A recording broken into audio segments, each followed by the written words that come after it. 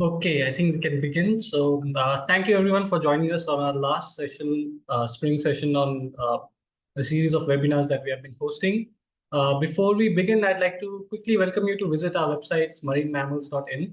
The website was published from the Marine Mammals of India catalog, first published by Dr. Kumaran Sadasivam and WDC. And later on, in collaboration with Dr. Dipani Sutaria, it was turned into a dynamic website, which now acts as an open access database where anyone can go and submit records and anyone can view them and download them for use. It's curated by many people, including both national and international experts. So coming back to the webinars, we started these in 2024 with an aim to spread knowledge about interesting cetacean research and conservation work that's happening around us, and with the hope that it will inspire some level of collaboration. Today, in our last talk of the series, we have Dr. Nachiket Kelkar.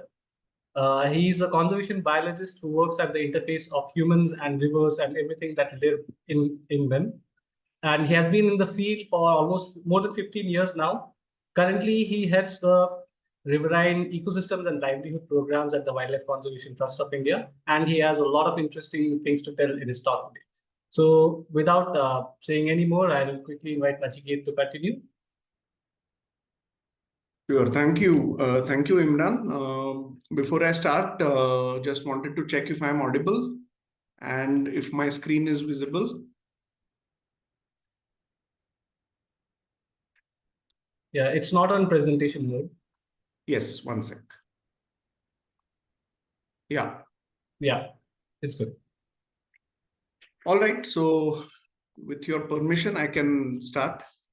Yeah. Thank you everyone who has joined from various places. I can see many friends' names also in there. I'm going to talk about what has transpired in the state of Bihar, where we work over the last 25 years in terms of a fairly wide-ranging span of research on this species, the Ganges River Dolphin, endangered as per the IUCN Red List, and a fairly unique and ancient lineage of cetaceans, which is also now the national aquatic animal of India since 2010.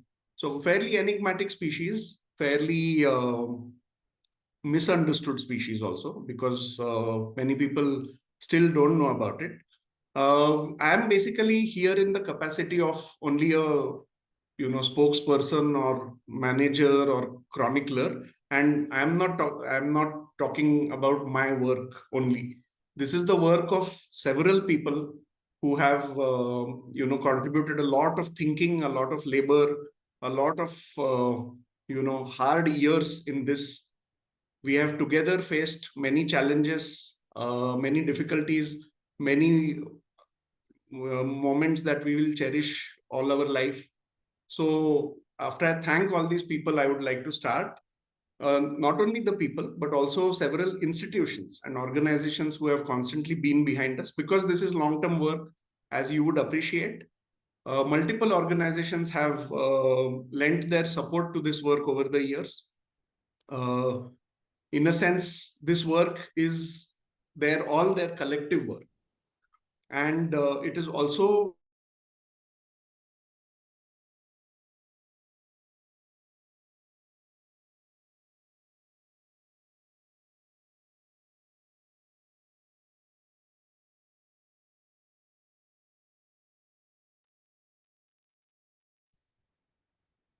Nachiket, can you hear me?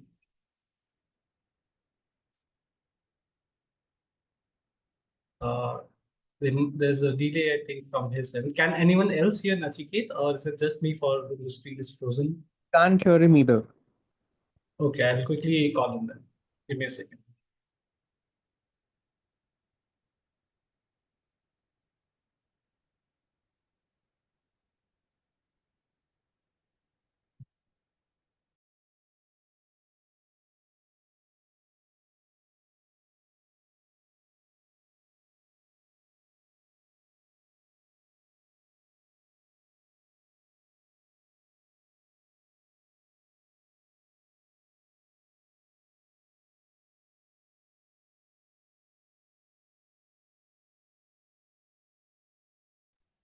Okay, I think there was some issue with Zoom at my end.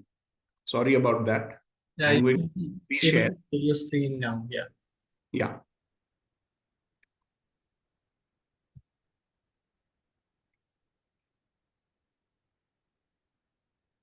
Okay, I was here, I think, Imran.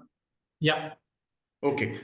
So also thanks are due to the thousands of people who we met and we still remain in touch with in Bihar. And without these people, this whole project and idea does not have any point. So I also thank them in particular for all their support over the years. So obviously, with a species such as the Ganges River dolphin, which lives in the Ganga, Brahmaputra, and associated river basins of the Indian subcontinent, there's a lot of curiosity for people who don't live next to it, and a lot of obviousness surrounds the species for the people who live right next to it, all along the vast stretch of the rivers where it occurs. And it's an interesting sort of coexistence, if you may call it that, between these people, especially the fishing communities that live in the river alongside dolphins and have lived so for thousands of years. They have also been a threat to the species as much as they have been accompanying the species in the same river. So this is really the crux of what this species is all about, what its habitat and what its nowadays they speak about human and non-human relationships, and this is, I think, one of those where the space has been shared for thousands of years, and the spectrum of interactions has also been very wide. And we work in Bihar, which is one of the poorest states of India, but also the one with relatively better water flows, and also the relatively highest densities of Ganges River dolphins for any particular state in the country. Yeah, and you know this, so many of you have already read about or already know this well, that there are numerous threats that the species continues to face. These includes dams, barrages, altered river flows due to irrigation and other human demands on water of these rivers, fisheries bycatch, hunting and poaching, pollution. There's a whole long list of things. There are some upcoming impacts also from waterways, from climate change, of course, which doesn't spare anybody. But the point is not to, just highlight these threats, which I think everyone does. And here I'm going to really make a hat tip to Dr. Graham Colley, who wrote this landmark paper called Directions in Conservation Biology, where he proposed two paradigms, the declining population paradigm and the small population paradigm. And he argued that there is always a trade-off between what studies on small populations can achieve, which are of theoretical interest and really are beneficial for general learning.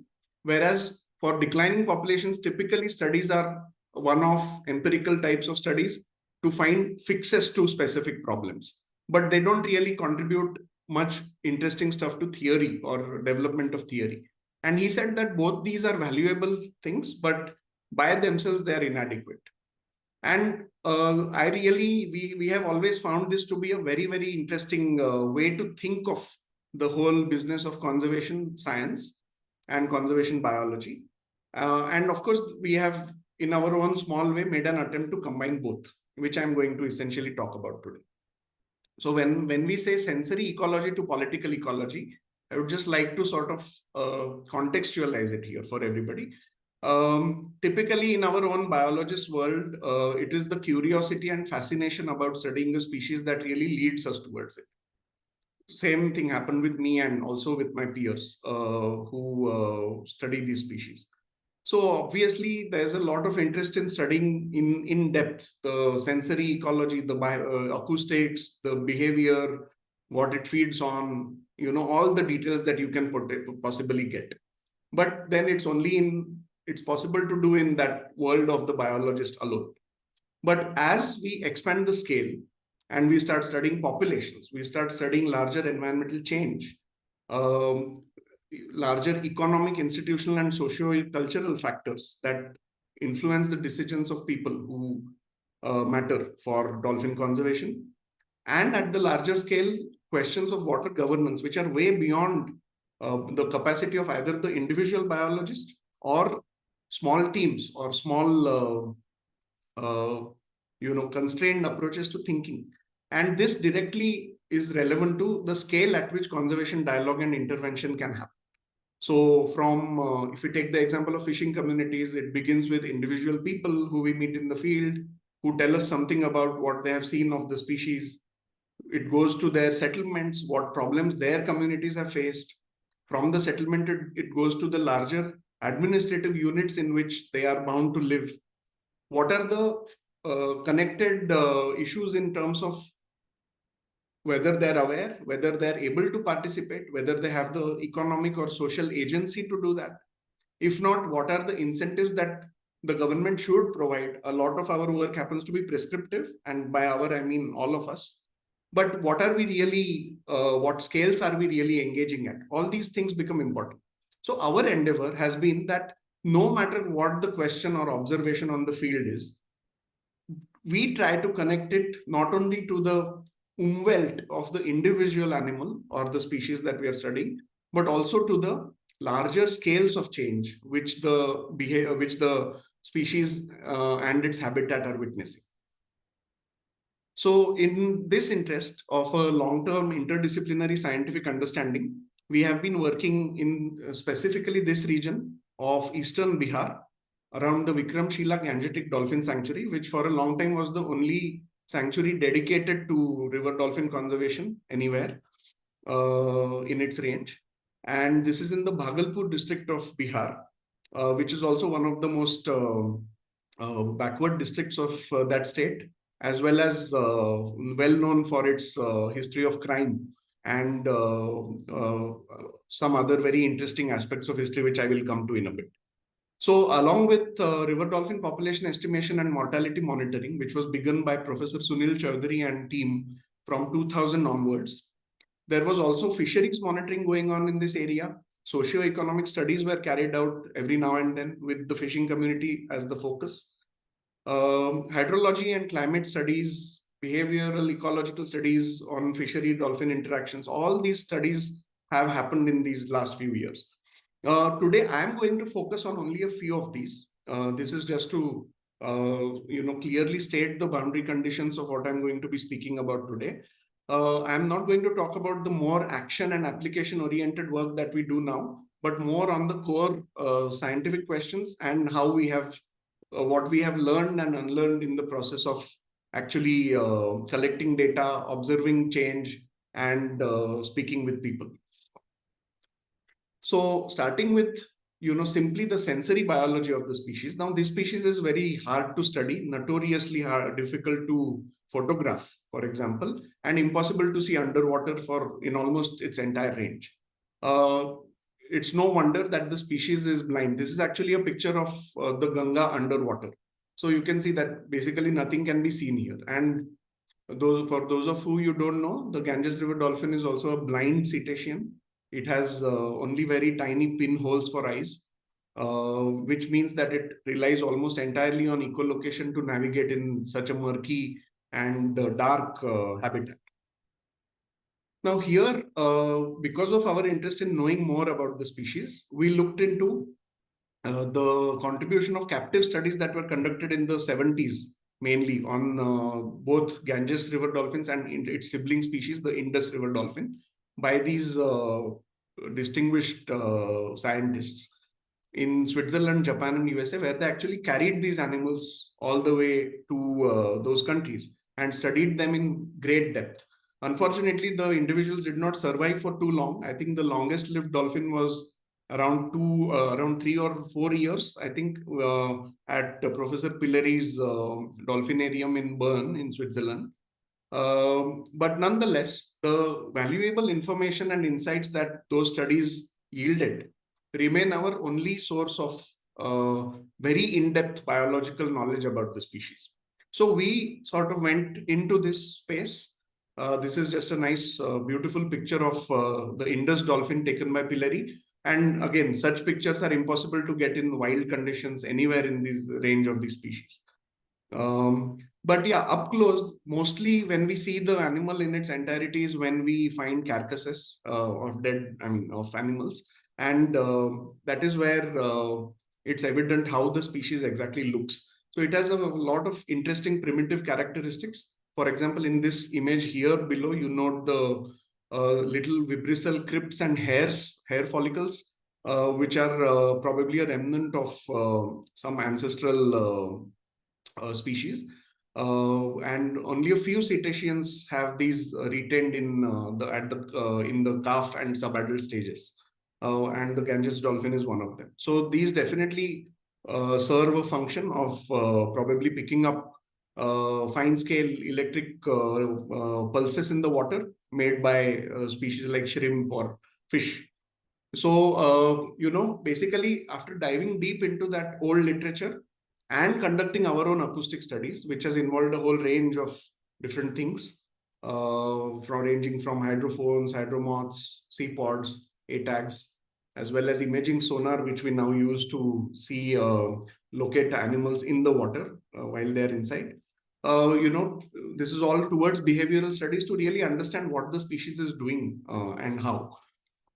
And this kind of work led to one paper on foraging and feeding ecology, where we sort of made a model of what may be happening in terms of how the species is feeding. Where we propose that active echolocation mostly may be happening in the mid column. This was actually based on our own data of acoustics through the water column, coupled with electroreception at the bottom and passive listening and echolocation maybe closer to the surface, a combination of both. And again, this sounds very interesting at face value. Somebody may say that, what is the point of this research? Or you're just proposing something, but you have no means to prove it.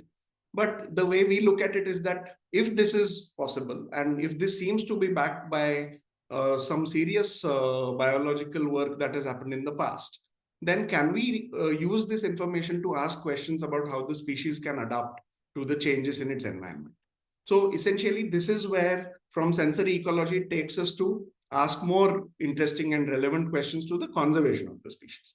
So for instance, we started working on dolphin acoustics of this species in 2013. And soon after, we conducted a study on what happens to its acoustics, its soundscape when ships pass. This was done in 2017-18. And here you see a spectrogram of dolphin clicks, which get completely masked when a ship passes. So we found that there were fairly drastic impacts on its acoustic behavior whenever there was significant underwater noise, mainly from cavitation in the water, that is propeller noise, which also had maskings and could have likely implications for stress in the species. And this led to the publication of another paper, which was the first such study on this species, where we looked at the interacting effects of vessel noise as well as shallow river depths and how they may elevate stress in this species. This also was important because of the discussion on the impacts of waterways on the species. In a way, understanding acoustics led us to actually make some contribution on this front. Yeah. So let us come to populations now. Now, numbers are a game, and numbers are also political.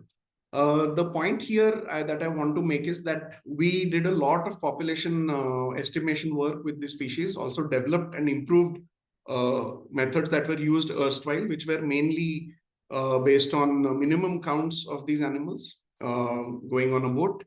There is some magic about these numbers, because once we start getting numbers that we believe and can track over time, it is absolutely a wonderful thing. But if something goes wrong, the consequences can be quite tragic, particularly when it comes to overestimation and in some cases also underestimation. The reason being that if we overestimate, our baselines are faulty. If a sudden change happens, those overestimates they really stand to scrutiny afterwards. If we underestimate, then we are better off than overestimating, but still we still have no way of getting at trends or meaningful changes in population dynamics over time. What is important here is that any number, any population estimate, often they are given at a very large scale, which is important in some ways, but often irrelevant, because the time and space at which that population estimate is important really matters. So these are the questions we asked for the focus area that we were working on, the dolphin sanctuary and the nearby river. How many dolphins were there? Where, when there were so many dolphins? How did we get there? And the importance of uncertainty, of course, was an inbuilt part of the process. So for this, we earlier we did not have access to very fancy boats or very high-end or costly ships. We had no money basically in the initial several years. And that was not a problem because our friends innovated a very cost-effective and very indigenous, very interesting solution, which was to use a country boat and make a bamboo platform at the top, at the rear end of the boat, slightly more elevated than the front platform, like you can see over here, and put in a shade made of bamboo matting to ensure the full independent condition of observations made by both the teams. And because the dolphins are not individually identifiable, the boat was moved in a specific direction such that the time it took for the same surfacing to be captured by both the teams would be as small as possible. The reason being that then you can match them in time of sighting, when the survey design is like that. And this we started doing in 2008. This was probably the first double observer survey done in India. They had already been started in the Bangladesh Sundarbans by WCS Bangladesh. And here in Bihar, with our very cheap, slightly ramshackle, very noisy country boat, we began this. Initially, of course, not knowing what it will lead us to, but the method worked. We were reasonably confident of what estimates we were getting. We checked them with multiple surveys, minimum counts made in the upstream direction with slow boat speeds, fast boat speeds, and so on. So I will not say whether this is the most effective survey method, but it is surely the cheapest. And I think that really matters because with the minimum use of resources, if we are able to achieve the aim of good population estimates, which are robust, which stand scrutiny, both in terms of temporal trends as well as spatial coherence, we were able to achieve that. This is just a trend of it's smooth applied to the trend from right from 2000 to 2025. Now here, this phase was the minimum count phase, but because we followed a process of calibrating the double observer survey with that old data, we were able to sort of correct the minimum counts to estimates with some uncertainty, which is why you see the error bars on those estimates over there. And this is the phase of double observer surveys. So together, this made us reasonably confident of when there may have been a population increase, which was of some importance. There has also been a decrease in the meantime, for which we could have interesting hypotheses that we could test based on long-term data on fisheries as well as climate and hydrology, and make these long time series tell us more stories than a simple number or a simple trend of up or down or stable would tell us. We also had age structured data. So this led us to estimate cohort dynamics over time, knowing the age of maturity of the species. So what I'm trying to get at here is that collecting the information in such a way and with the use of fairly low cost materials that were available to us, we were able to do quite a bit. I would also specifically like to mention here that we have the privilege of having almost the same team do these surveys over the last 20 years or so. my own involvement in this has been 18 years. But we have essentially the same observers continuing for all this while. And I also believe that that is one more reason to believe that these data are robust. We also found no clear trends of decrease or increase in mortality rates, because whenever we would see mortality, this is again for the area of Vikramshila Gangetic Dolphin Sanctuary. But based on the mortality data and the age structured population data, we were able to actually build models for a species otherwise hard to individually enumerate or identify. And we found that it's the first 6 years of life when these dolphins may be particularly vulnerable to human-induced mortality from mainly fisheries or from stranding and such effects. We also were able to estimate neonate mortality from the calf data that we had accumulating over the years. And this is essentially the mortality curve with age, which is also a first for the species. We have now been able to, of course, scale this up to understand metapopulation dynamics by doing repeat surveys of multiple interconnected rivers in the Gangetic Plain. And all these things helped us in the IUCN Red List assessment for Ganges River Dolphins, which we put out in 2022. And now we are in the process of actually estimating exact ages, not just age classes, from live wild dolphins using unmanned aerial vehicles.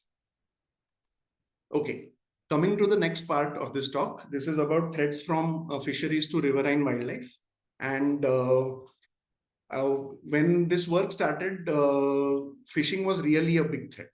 In some sense, it continues to be so in some areas at least. So this involved both bycatch as well as intended killing of Ganges River dolphins for their oil, in killing of other species like turtles, otters for pet trade as well as for meat, and many such instances. But working with the fishing communities, our team realized that they lived in extremely poor conditions, extremely vulnerable conditions in terms of social security, in terms of economic well-being, in terms of livelihood security, and so on. So in this region, we looked at the history, which was a very checkered history, so to say. So this stretch of the river was declared a protected area, which is this sanctuary, in 1991. But 1991 was also the year when the fishing in all rivers of the state of Bihar was declared to be free. Free from what? Free from a private rent-seeking system which used to exist, which was mainly one family had the rights to collect rent from fisherfolk for fishing in the entire stretch of this this river. So imagine a system that began in 1604 continued so in the same manner for nearly 387 years until it was abolished by the then government. This system was called the Panidari, where essentially the right to collect rent from fisheries was with one family alone and whoever they had sublet it to, which were operating essentially as militia. So even now in this region, there are gangs operating in multiple areas of the river, trying to claim land which is otherwise highly dynamic and moved around by the river due to its sediment erosion and deposition processes. But after the conservation and awareness programs began by the Vikramshila Biodiversity Research and Education Center in 2000, this gradually led to a reduction in dolphin hunting, because people who used to actively hunt dolphins became aware, also felt that there was it was something important that these people were doing, the VBREC team was doing, and they quit this targeted hunting. However, bycatch continued to be a risk. In 2013, the fishing community members were also integrated into a program called Dolphin Mitra, which is to translate Friends of Dolphins. And what they were supposed to do was they would get a salary from the forest department, which was in charge of this area. And in turn, they had to monitor any illegal activities going on. This sounds very positive. It led to many other things. There have been now, since then, multiple national initiatives for the species. At the local level, conflicts between the forest department and fishing communities continue over the access to this space. These conflicts over rights, which began back in 1991, still continue. Bycatch also continues. So this is just to say that at one level, at one scale, there is a whole range of sweeping changes happening. There's a lot more awareness, there's a lot more interest, there's a lot more monitoring going on. There's a lot more involvement of communities, at least at the level of awareness. But at least from the data, whether it is translating to tangible outcomes for dolphins in the region is, for at least a few settlements, is an open-ended question. Because hunting also continues in some areas, although many settlements have stopped it. Some settlements still remain in the thick of active poaching and hunting. From these settlements, all these three codes come from there, from one of the settlements which is involved in these illegal practices. One says we have the knowledge to fish sustainably and to conserve these species, but poverty does not allow us to use it. So we do anything that we want, which is summarized in this as well. One fisherman very openly still says, I will do whatever I want. If you want to stop me, you can try. And I think this is the third quote really sums it up. They say that we do not trust anybody because trusting people has given us nothing so far. So the question remains, one is, why do they continue these practices? The second question is, what is missing from the current outreach and awareness programs that such perceptions still remain and the threat of active hunting or bycatch still persists in these settlements? Our engagement with fisherfolk has continued irrespective of what they do or what they have been doing, whether good or bad. The reason is that we feel that this is going to be a slow process of change, and we have to deal with this only through communication at multiple levels. If somebody is found at fault, there is a whole process of law enforcement that awaits action on them. If somebody is not, then it is more important than actually convicting somebody to not allow somebody to get victimized, all in the name of conservation.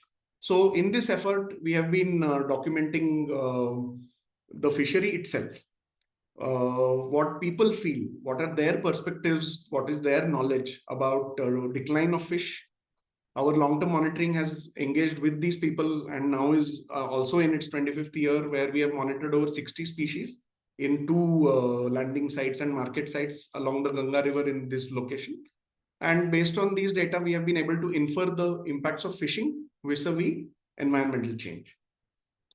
This is just to show you some of those outputs. This is a seasonal fish catch calendar, just to know when these different fish are caught, which of them or which sizes of them are actually eaten by dolphins, because dolphins seem to be fairly catholic in terms of species preferences. They seem to eat every species, but they eat only mostly small size fish, probably because of the gape width and the gullet width that is a biomechanical constraint. So size-based monitoring of fish catches of all these species continues. How they have responded to river flow, water temperature. This is to get a sense of what are the larger environmental impacts due to the change in hydrology and water quality of the river. Based on that, we know which species may be more susceptible to overfishing or at least impacts of fishing, and which species may be responding more to environmental perturbations, which are also equally strong in this system. This is a summary of what species fall in which category out of these 4. Now, the conflicts don't end with whose space is it or whose rights to fish, who is going to grant those rights, who should be entitled to claim those rights, etc. They are also within the fishing community. They are not just between fishing communities and the government or the rest of the world. They are also within the people who fish.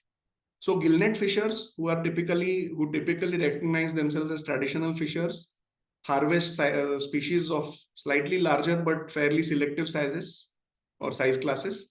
Mosquito net fishers, which the gillnet fishers regard as non-traditional, And these methods are obviously illegal on account of catching a lot of small-sized fish.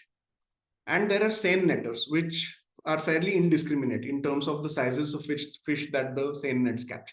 And all three groups of fishermen blame each other for the depletion of fish catches.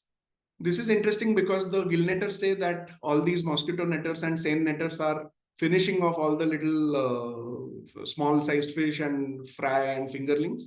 Whereas the seine netters and mosquito netters say that the gill netters actually are harvesting the breeding fish, which is a bigger impact than the small-sized fish being harvested. Of course, this directly intersects with the issue of dolphin bycatch and mortality in fishing nets. Most of the mortality happens in gill nets, not in mosquito nets and fishing and seine nets, by the way. Mostly happens in gill nets. Now, here we have just mapped it. What are the main uses of using dolphins for anything? It's mainly for to catch a particular species of catfish called Clupisoma garua, as well as for local medicinal purposes. I'm not sure if you can see the top title. Okay, now I think now you can. So there is a need to unpack a lot of problematic assumptions. The standard conservation narrative focuses on whatever is illegal must be bad, whatever is unselective must be horrible, whatever is non-traditional must also be really bad. And overfishing is often an assumed thing, that any fishing is overfishing in the conservation narrative. What is interesting, when we did a review of this, we found that most river dolphins get entangled and die in fishing nets that are considered as legal by the local fishery acts. And this is almost common for the all the range states where the species occurs. Which means that legal gill nets, legally allowed gill nets by the fishery acts are a problem. So clearly illegal fishing is not entangling as many dolphins as legal fishing is. This is also summarized here because mostly the small size fish are the ones caught in these fine meshed nets, and they don't seem to overwhelm their capacity to continue sustained production. Whereas it is the species caught with large gill nets and hook lines which seem to be more vulnerable. If you look at this contribution of fishing, if fishing mortality is above 50%, we could regard it as a potential risk for all these large-bodied commercial fishes. Especially species that mature late seem to be hurt more by fishing mortality. Now, what this means is that the law defines nets as illegal or legal based on minimum mesh size limits. But gill nets which are used by traditional and poorer fishers lead to not only more bycatch, but may also have a greater negative impact on the breeding stocks of at least the commercial fish species, because they harvest the reproductive adults of the species. Small mosquito nets which are used by non-traditional fishers also traps, even if they're illegal and they are used under the protection of criminal elements often, there is no bycatch and probably even lower impact on fish than gill nets at least. However, there are larger mosquito nets which are also illegal and barricade channels which have clear negative impacts. Interestingly, all these gears are traditional. So there is the conflict between traditional and non-traditional is more like political. Rather, an ecological narrative or a sustainability narrative is being advanced to play out the conflict over which community should get the rights based on traditional identity. And our inference is that legal nets may not necessarily be sustainable in this context, which calls out a policy gap between the fishery law on one hand and on the law to protect these species on the other. This is just to summarize this. I probably don't need to, but I'll just quickly do this. Below a certain mesh size, all fishing is regarded as illegal. So this is the actual pattern of fishing, where most of the fishing is illegal because the large fish have been depleted now. So the fishing has moved down to smaller sizes. But the risk of bycatch is still higher with legal fishing nets. So the question is how to manage fishing and what is the space in which we can manage in the existing policy, or policy amendments are needed to manage this better. We feel that the way forward is through alternative fishing practices and gears. And interestingly, we are actually seeing this transition by default, not because of any conservation or policy interventions. It's just because people are now moving to more passive methods, more trap-based methods, more stationary methods than actively gill netting or mosquito netting large areas. This has happened because a lot of fishermen have actually exited the fishery. So this begs the question of where is the overfishing then? In our own region, we estimate that there has been a nearly 70% exit of people out of the fishery for good. They are not going to mostly come back to the fisheries in any meaningful way on the river. And we also believe that we are slowly starting to see signs of river wildlife recovery after this large-scale distress migration across multiple rivers across the Gangetic Plains. Essentially, this can be summed up as a state of a post-fishery river system, which is probably not the best social outcome of how this could have been managed. What has interestingly happened also is that many fishers are now actively entering politics to claim rights to the river, but those are people who never fish. They just represent the fishing community in the politics of the, what I call as the post-river stage of fishery conflicts. Because now it's not the river over which the contention is politically. It's about being recognized as traditional fishers and claiming a seat at the table for political representation and economic gains through that, not through securing river livelihoods. Because of these transitions and with the new wave of awareness programs and continuing conflicts, we see continued corruption, community fragmentation, and also alienation of innocent people from rightful access to their resource and their livelihood. So the aim of conservation to create conservation partners from these fishers or hunters or poachers, as they can be called, there is a problem of entitlement. How do we resolve this with the larger social changes that are being witnessed? Community-based programs in this context, without robust monitoring and without a clear promise of livelihood or tenurial security to these fishing communities, we feel that community-based programs, whether they're outreach or awareness or whatever, remain fairly pointless. Incentives and nudges have been tried out, but again, without monitoring, we really can't have. So we did a game theory study of how fishers would think based on the relative value of hiding a carcass which has been bycaught in their net versus actually reporting and gaining an incentive. The incentives cannot match the value of illegal trade in the black market. And this results in a propensity for cheating, even with people who we thought, would report honestly because of long-term trust and engagement. So in a way, surprisingly for us, this has been a fairly, working with people has always been and remains a priority, but it has also resulted in fairly sad outcomes in terms of the limited ability or agency of people to actually change and the very limited incentives that are available for them to switch in terms of behavioral change towards pro-conservation action. And that is why we need to learn and recalibrate. I'm going to move through this a little faster, but we are in the process of innovating technology for bycatch mitigation, expanding our informer networks, trying to identify whether systems of graded penalties may work in this case of bycatch mitigation, and also developing capacity and knowledge products for forensic detection of illegal activities. But the scope that needs to be further explored is through alternative fishery models, such as these trap-based fisheries that I was talking about, with all the complications involved therein. The space that we are talking about, the hydrology of that space is extremely dynamic. As you can see here, as the years pass, there's huge, vast meanders formed. The river channel changes almost every year because of flooding. New meanders come in, braids develop.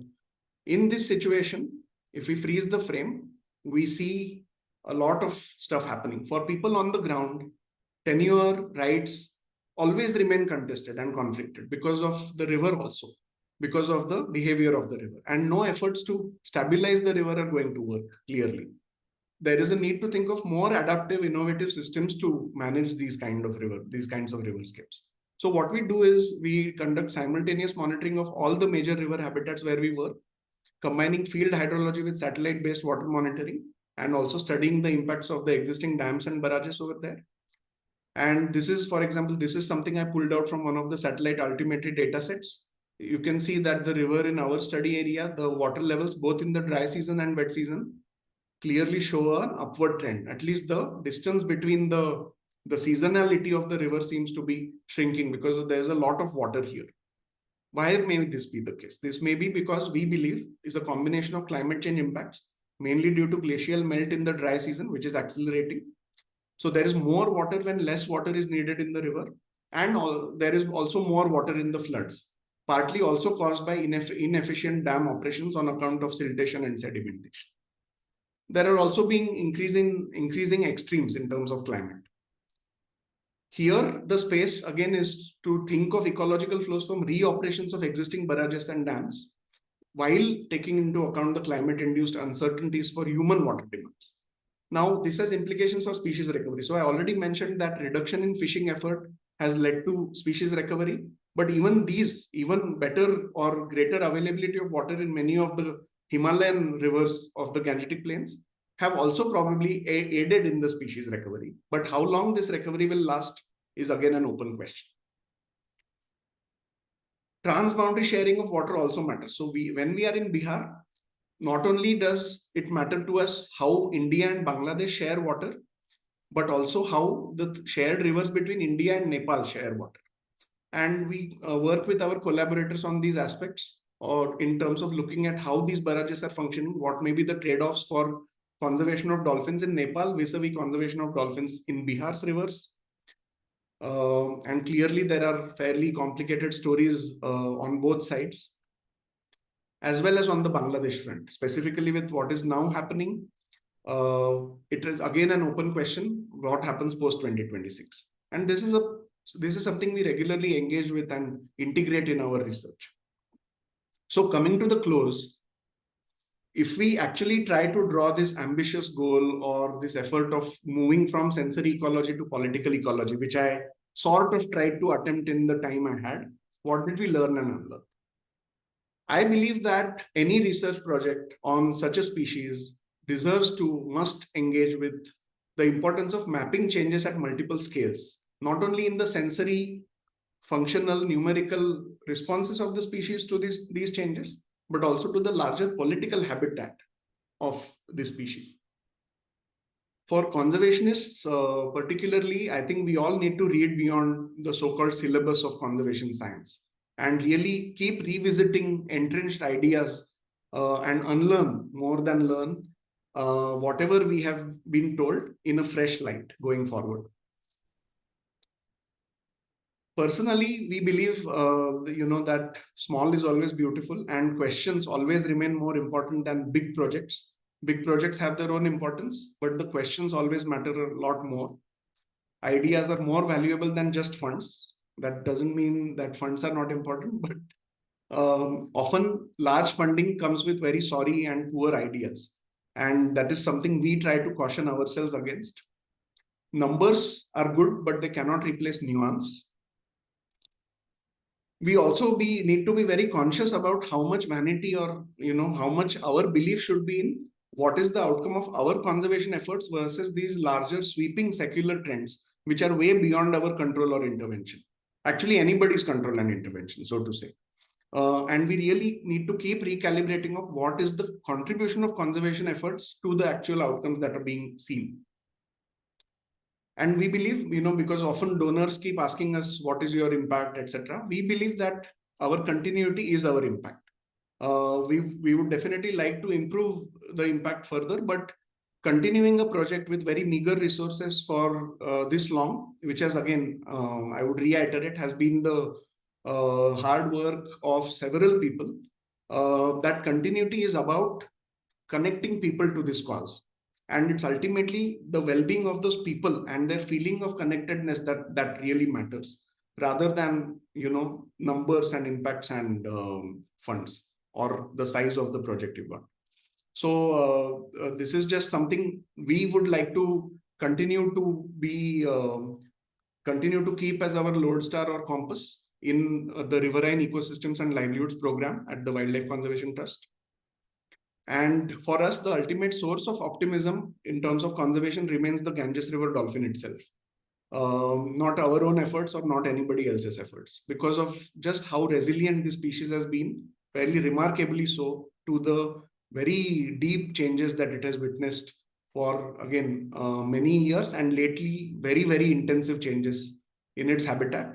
And we hope that it continues to remain the source of our optimism in the future also. Thank you, and thank you for this opportunity to speak, and I would like to take questions, if any.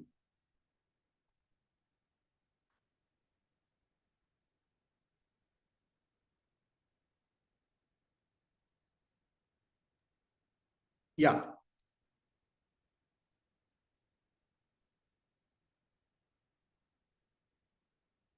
Thanks, Nachiket, for that wonderful talk. If anyone has a question, they can raise their hands or unmute themselves and directly ask him. Yeah, can I go ahead? Yeah. Okay. Thanks, Nachi. It's really good to see you again. And Hello, Vidya. yeah, refreshing talk, in fact. So you touched upon quite a few important topics, as you do. One thing I wanted to understand is, we don't have specifically inland fishing policies anywhere in India. And I just wanted to hear your thoughts if that might be something, policymaker could take some cue as based on the long-term historical and empirical work that you have been doing at this particular site. So that may adds up to our policy framework. What are your thoughts? Yeah, thanks, Vidya. We have state level policies. We have state level fishery acts, and some states at least have a separate policy also, which deals with not only the what should be banned. Usually policies are about banning several things, but also these policies have also been about what can be done proactively by fishing communities to protect their environment and so on. But a lot of it needs a little more sharper edge. Currently, it's mostly playing to trends in the fishery sector, such as ecosystem-based ecosystem approach to fisheries management. So everyone will say policy should have ecosystem approach to fisheries. What it means, how do you break it down? What is the ecosystem part? What is the approach part? That still remains to be fine-tuned. And I think it is a fairly promising arena. I would mention two things here. One is that our capture fisheries policies are still under a fair bit of neglect because,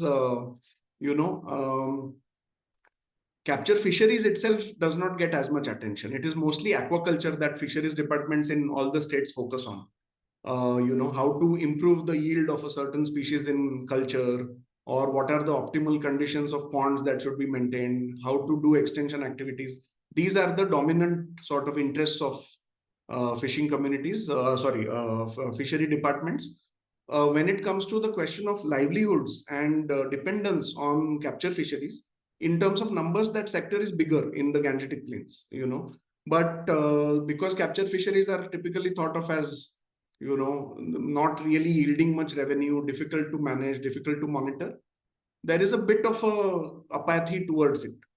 So I think there is really a need to bring together.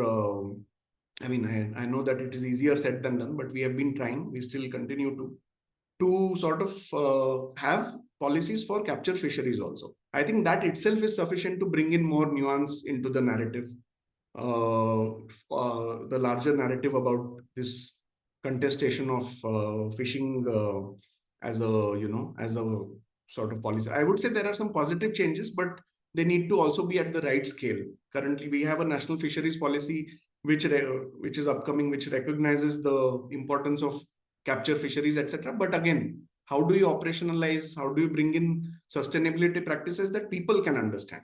Telling somebody that we should follow ecosystem approach is not really going to make it happen.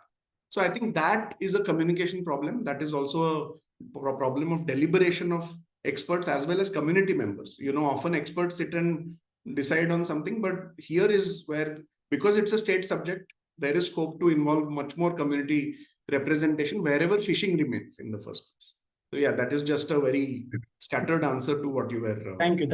Precisely, that's what I wanted to understand. Basically, since our fishery policies talks about at different scales, but there isn't any sustainable fishing practices or sustainable fishing framework that we have. Since we have a data set of 25 years, that I think this could primarily give us a lot more insights to understand this better. Yeah, there are some actually, but like the state of West Bengal recently had one. Assam has had some, but again, operationalizing them, monitoring, all those things remain. Yeah. Yeah, thanks again. Ranjit can go ahead with his question. Hi, Nachiket and others. This is Ranjit here. Hi, Ranjit. Coming from fishing community and also following Nachiket's work fairly for last 10 years, I have known him.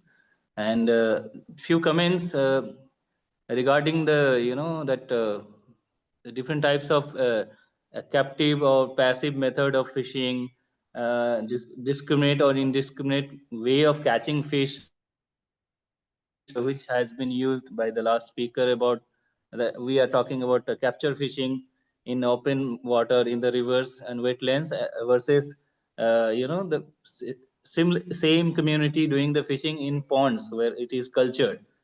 So uh, understanding the worldview of the community, I mean, again, this is very complicated thing. I don't think it can apply to all the aspects, but for a fishing community, anything coming from the river, uh, by definition, they have a right to eat, whether it's a turtle, whether it's a dolphin or fish, mollusk, anything, resources. So they don't feel bad about it, like if they are catching dolphin, if they are catching turtle. So by that definition, their worldview in their way of life, they don't feel any guilt. So that is one explanation why still some of the fishing community, Nachiket said the quotes like, "We this is our way of life. We want to live it like that." It can be drawn a parallel to any tribal community living in a forest and hunting for their subsistence, living and all. So that is one way of thinking it why this is happening. Other thing is the way of catching those fishes. I mean, Nachiket also pointed out, now we have all this fishing community who were traditionally fishing and their knowledge, how to devise different capture methods, gears, and all for different fishes. That traditional knowledge is eroding. And I mean, I have seen it personally in my family, in our area. We don't have that much of permanent fishing grounds also, but we still have for some of the fishes there are particular way of catching certain fish. There is no indiscriminate method like the newcomers coming, those uh, people who don't have intricate knowledge of which fish lives at what strata, which time of the year you should catch, and they can't devise or customize the gears and timing and the way of fishing, active or passive. So I think that, as Nachiket pointed out, most of the traditional fishermen who have this knowledge are moving out of the system, but others, because of poverty and other problem, they are entering, but they don't have that intimate knowledge.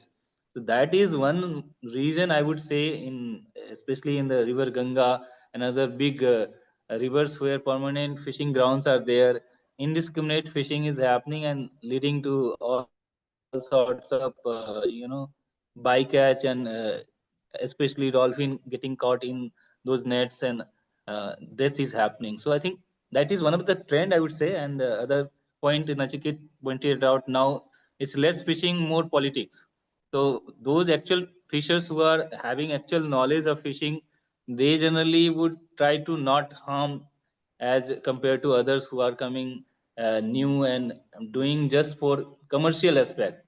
It's like that affective relation. One of our batchmates, Sony, has studied such things in Kerala, like how your affective relation with the river uh, helps conserve the river and all the associated animals in that. So that effective relation also with the river of the fishing community, that is also eroding. So I think these are all leading to this kind of degradation in Ganga and other associated rivers. Yeah, that is what I was Yeah, thanks, trying to. thanks, Ranjit, for that important comment. I think I probably did not expand too much on it because of having covered a fairly large ground, but it's essentially a question of entitlements, right? How we and contract. How do we enter a social and economic contract with people as the state? How do we, as a community, enter into a binding with a certain right that we demand as important, also with a certain responsibility and attendant duty that comes with the right. How do we engage with the state as a community of fishermen or fisher folk?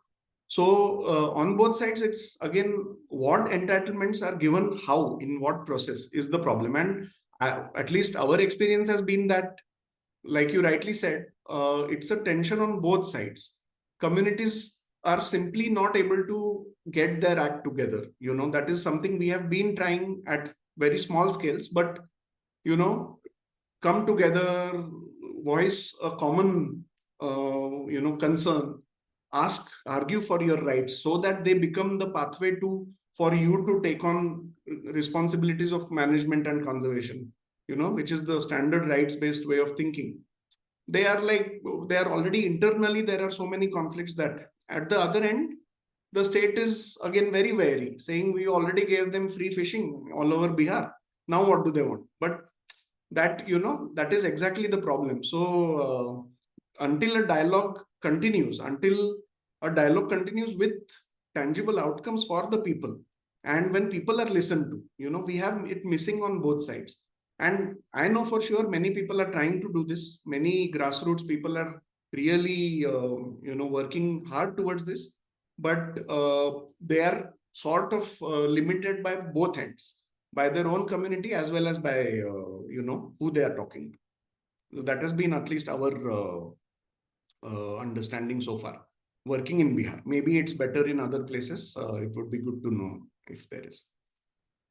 Thanks, Nachiket, for summarizing your experience there. So we are running out of time, but we have 3 questions in the chat. If you quickly answer them, we'll end after that. Sure. So the first question is by Hussein Al-Sayed. He asks, have you observed any relationship between dolphins and the fishing boats? Do they avoid boats? And is there an increase in accidental capture? We have observed, so dolphins often tend to, especially in the evenings and nights, dolphins are actually quite close to fishing boats, because probably they sense the activity of the nets and come around, and, or they hear the movement of the boat or the oar splashing, because that can be the splash itself can be quite high frequency. Or it's just an association because of noting fish activity and the time of the day and so on. So dolphins and fishing boats are often seen very close together in the same places. Do they avoid fishing boats? Not really. They actually probably even seek them out, but we have no way to really know it. Is there an increase in accidental capture? Not really. But the rates of accidental capture are kind of stable, at least in the areas where we are working. What is interesting about it is that in the Ganga main stem, these rates may just be touching the capacity of potential biological removal, which means they may be just about fine. That harvesting an accidental capture and mortality of so many animals may be balanced out by population recruitment happening at other times of the year. But in the tributaries, that still remains a concern, particularly in 2 tributaries. So again, it depends on the scale of overlap, the scale of the system itself. In the Ganga, there is definitely a stable or fairly stable rates of capture in the specific area that we work in. Yeah, thanks, Nachiket. Yeah, there are definitely nuances to how fisheries and dolphins interact, and we are yet to understand a lot of them. So I'll move to the next question. It's by Nitin Pandit, who asks, in this complex domain, how do you engage the local youth to make sustainability happen, by definition, in the future? Thanks. I don't know. That's a very tough one. Most local youth have seen the hardships faced by their fathers or grandfathers, and they don't really want to continue in fishing at all. Some of them want to, they are in the trade. So many of the younger generation are actually fish traders and sellers and vendors. But again, markets have been fairly fluctuating, dynamic, and they have also increasingly moved to becoming traders of cultured fish, mostly Andhra carp or West Bengal carp, which is being sold all over the region. Nearly 80% of marketed fish in the Gangetic Plains comes from either Andhra Pradesh or West Bengal ponds. So, according to our estimates. So, in a sense, the local youth are looking at opportunities. Their education has also come in more than what their elders had access to. So, local youth are looking at moving out even more than their other family members. And what do they plan to do? They really are looking at the service sector and government jobs even now. And again, I don't want to go beyond what I understand, but the job crisis, at least if the local youth are asked about it, they definitely face it. So their experience really makes them feel very, very cornered about facing a serious job crisis. How do we engage them? The hope is that there will be a gradual change because of, I definitely feel that conservation as livelihood is definitely something that needs much more thinking. There have been attempts in many national and state level projects to do it.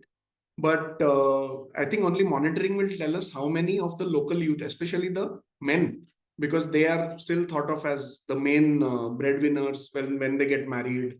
We are talking about a state like Bihar, where the age of marriage, even for men, is still quite lower than the national average. So how these transitions will play out after more migration, or when they come back, how do they then start thinking of their local enterprise? These are all things that are going to be very interesting and even exciting to watch, because with more exposure to the rest of the world, to cities, to entrepreneurship, to the startup culture, who knows, maybe people may want to come back and think about how they want to make their fishery better, how do they want to become agents of change locally. We definitely know some youth who think on these lines, but so far we are at the scale at which this is needed. We probably need a little more time till we see a potential transition. In terms of sustainability itself, we are seeing, because we monitor fish catches also, the sizes for some species, we are actually seeing a slight recovery. And we believe that it's because of reduced fishing pressure. We are suddenly, even now, some large fish land up in the market, which was not happening about 10 years back. So probably there also there has been some recovery, but it is sustainability only if people are able to catch it also.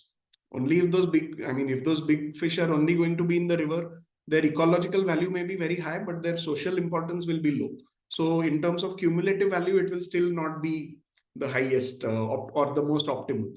So yeah, that way it's an interesting mixed bag of change that we are looking at. Yeah, thanks, Nachiket. As you said, it's affected by a lot of different factors, and it'll be interesting to see how it plays out in the future. So the final question is by Daniel Kreb, and she says that there are some similarities with river dolphins in the Mahakam River that also get caught in illegal fishing here. And so her question is, are there some policies in place right now to reduce the acoustic stress caused by large boats in India? Yeah, so regarding the acoustic stress caused by large boats, so there are hi Daniel.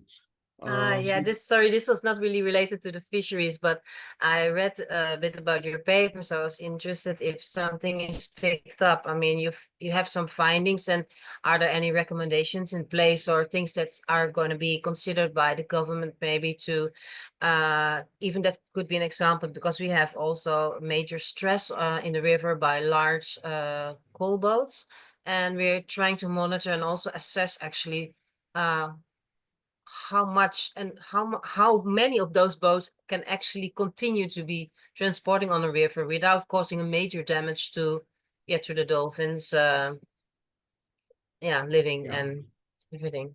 Yeah, so there are some projects going on which are trying to look at the effectiveness of mitigation measures on reducing acoustic impacts of underwater noise from large boats. West Bengal, for example, is I think they are working on, the state of West Bengal is doing some project on testing the effectiveness of these mitigation measures with WWF. But I think it's just the discussion has just about reached the point where there is an acknowledgement that yes, we need some mitigation. How to bring it about, whether through design, whether through better technology, or whether through relatively low impact practices for maintenance of waterways. These are all things that are being discussed at multiple policy levels. So one hopes that there will be a proper monitoring of also how those mitigation measures were tested and what impacts they led to after being deployed. But this is very interesting that in the Mahakam, it's also the legal fishing gear that they get entangled in, because this has been a story that seems to reflect all over most of the global south, where there has been probably such a colonial perception that any small fish that is killed is a huge loss, whereas everything else is okay. So That's true. most measures are in place to protect the little fish, which probably would anyway have very low survival rates in the natural system. So Yeah, it's the same. Yes. It's like we have a 4 centimeters mesh size on one side. If you have 4 sides, it's 4 centimeters is allowed, and everything below that not, and everything above that, yes, I think also. So it's just like everything larger than that is okay, and it's actually not okay, of course, for dolphins. Exactly. So we have 4 and maybe I centimeters. didn't put my question, but a quick question just about sustainable forms of aquaculture. Is that a possible future as well for your area? Yeah, so again, recently a student worked with us and did an interesting study on what may be the scope of aquaculture, which is existing to absorb more fishes dependent on the river. She found that a lot of institutional issues and the lack of capital, as well as other problems like corruption and crime, prevent many of these fishers from accessing those aquaculture ponds. But small-scale aquaculture has shown promise elsewhere in the country. In the state of Assam, I don't know it firsthand, but there are some studies coming up which say that small-scale aquaculture has really taken off with good community involvement. Bangladesh, of course, has seen it already 20 years ago, a major shift in small-scale aquaculture, which has been economically very beneficial for many people. So probably that shift again, but in the in Gangetic Plains in Bihar and the neighboring states, many issues are still plaguing that transition. But the transition is going to be important sooner or later. And people have actually, I mean, many fishers that we work with regularly say that this is something they will look up to, because then it's like their pond, their decision, their farming, almost like farming. So we are hopeful, but time will tell. Yeah, thank you. That seems also quite similar. There's also a lot of small scale sustainable aquaculture forms going on at the moment in the Mahakam. So we also see that's quite a brighter future than just depending on direct fisheries, which is much less secure. Yeah, sure. Okay, thank you. Thank you. All right, then I think we'll end here. Thank you, Nachiket, again for wonderful presentation. Everyone appreciates the web that you uncovered with your research on how humans and dolphins are interconnected. And if anyone has further questions or you want to reach out to Nachiket, you can email him directly.